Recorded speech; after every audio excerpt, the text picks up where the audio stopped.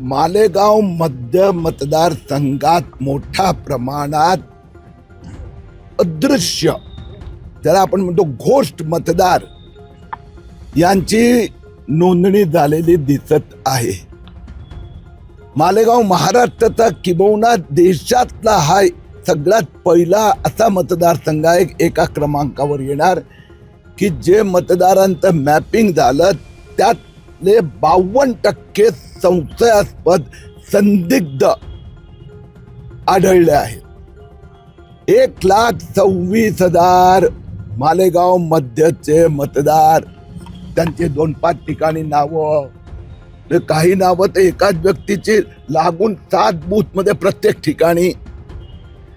त्यात काही BLOनी निवडणूक अधिकारी जे त्यांनी अधिक सतर्कता बाळगायची गरज होती. आता काही 7 BLOची नावं आम्ही दिलेली आहेत की ज्यांना त्यांच्या मोबाईलवर दिसत होतं की अदनान अली 7 ठिकाणी नावं आहे, 7 ठिकाणी नावं आहे, तरी BLOने मॅपिंग कसं केलं? या BLOला ताबडतोब आता 7 BLOला सस्पेंड करावं अशी पण आम्ही मागणी केली आहे.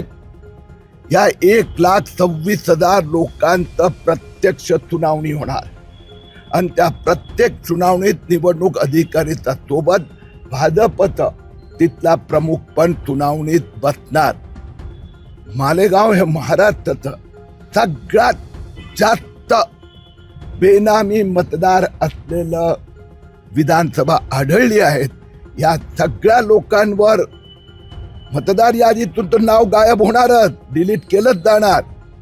त्याचबरोबर यापूर्वी जे आम्ही कंप्लेंट केली होती त्याला निवडणूक आयोगाने SIR मध्ये चौकशी करायची होती, ती झाली आणि 23,555 नावं डिलीट झाली.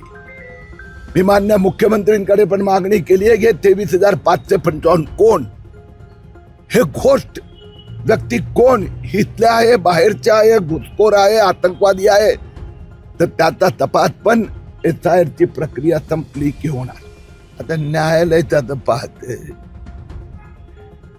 खूप मोठ्या मोठ्या बाता झाल्या. विरोधी पक्षाचं एक स्टेज मिळालं त्यांना आणि किती लोक होती काय होते, कायद्याप्रमाणे पोलीस आपली कारवाई करीत नाही. मालेगाव मध्य सर दिल्लीमध्ये लाठीचार्ज झाला, आंदोलन दाबण्याचा प्रयत्न होतो काय? आता न्यायालयाचं पाहते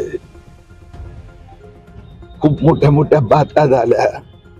विरोधी पक्षाचं एक स्टेज मिळालं त्यांना आणि किती लोक होती काय होते, कायद्याप्रमाणे पोलीस आपली कारवाई करीत नाही.